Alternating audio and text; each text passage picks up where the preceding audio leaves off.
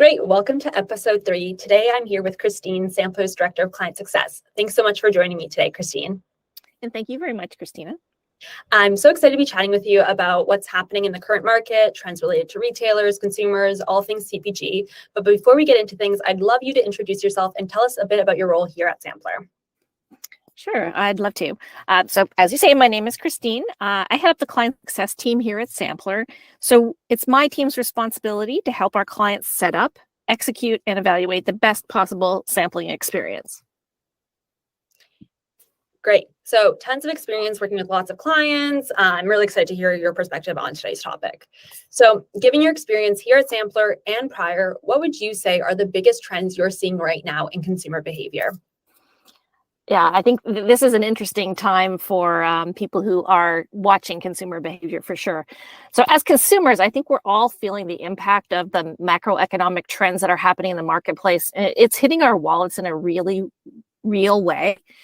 As a result, consumers are really searching for value. So whether that's trading down to store brands or watching for sales on the products that we know and love, there is a definite increase in price sensitivity.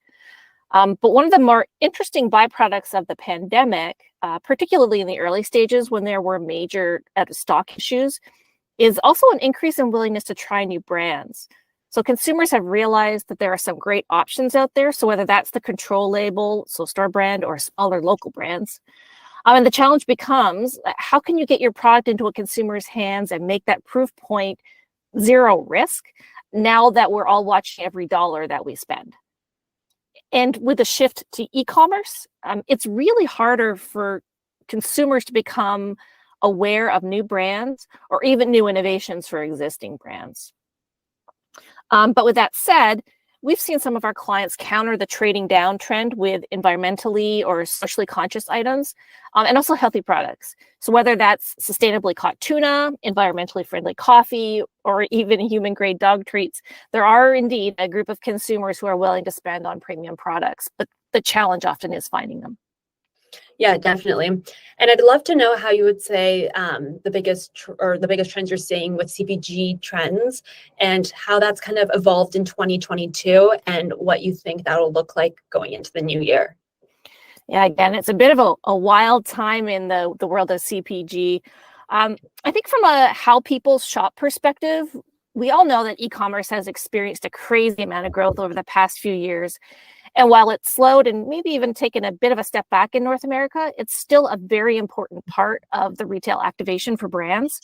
And I actually recently saw data from McKinsey that suggests that online grocery sales will at least double again by 2030.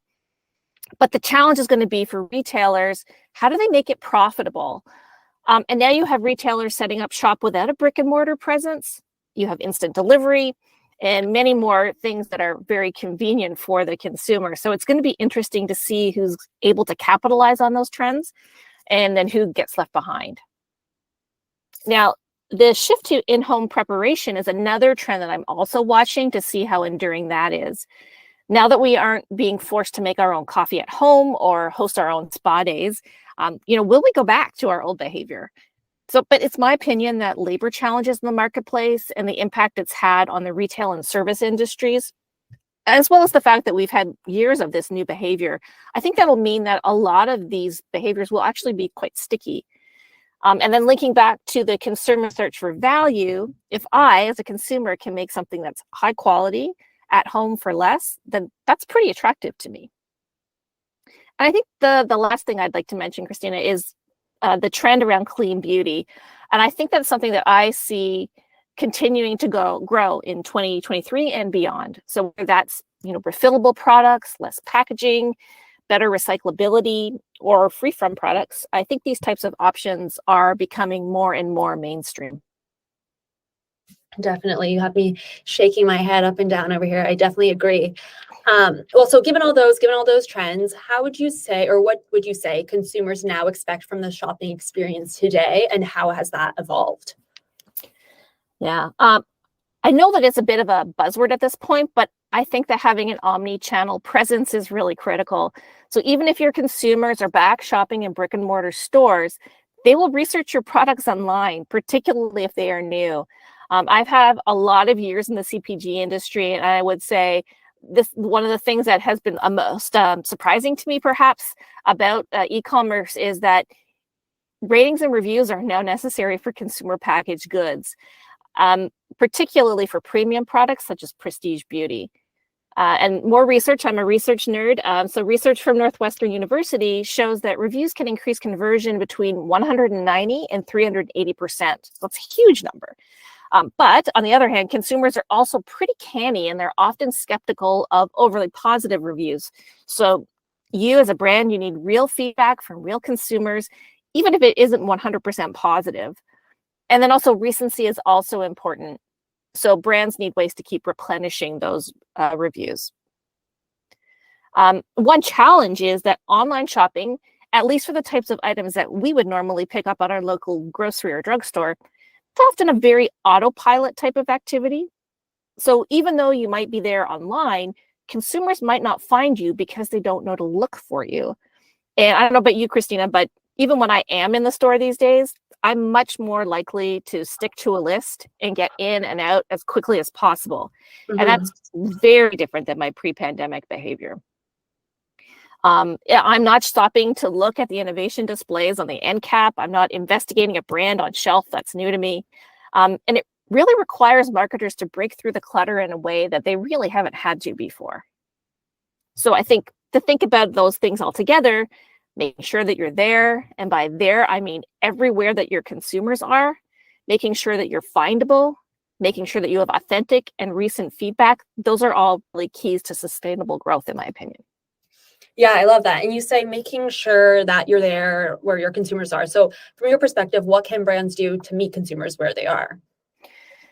Yeah, I think there's one word that is going to be at the forefront for next year, and that's going to be personalization. So whether that's brands or that's retailers, it's all about communicating with me directly about things that are important to me.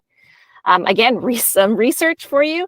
Research shows that more than 70% of consumers expect personalization, and 80% of consumers are more likely to do business with a brand that offers a personalized experience. So as a result, first-party data, it's just never been so valuable. We here at Sampler actually actively encourage our clients to own their relationships with the consumer and to do it in a way that demonstrates that you know them as individuals. And I truly believe that the use of rich data about a brand's actual consumers creates a competitive advantage. Of course, you need to make sure you're providing something of value in exchange for that data, though. And then since we're from Sampler, in regard to sampling specifically, some consumers are still very reluctant to try products in the local stores. So by sending a sample to your most valuable consumers and asking them to try your products how, when, and where they would in real life is hugely compelling. It also limits waste and provides marketers an opportunity to continue the conversation with those consumers, again, in a personalized and meaningful way. Yeah, definitely couldn't agree with you more, Christine. And of course, we all love a good sample. Well, thank you so much for taking the time to speak with me on this topic today. I really appreciate you taking your time to share your insights and knowledge with us. I know I learned a lot, and it's been an absolute pleasure. Oh, the pleasure's been mine, Christina.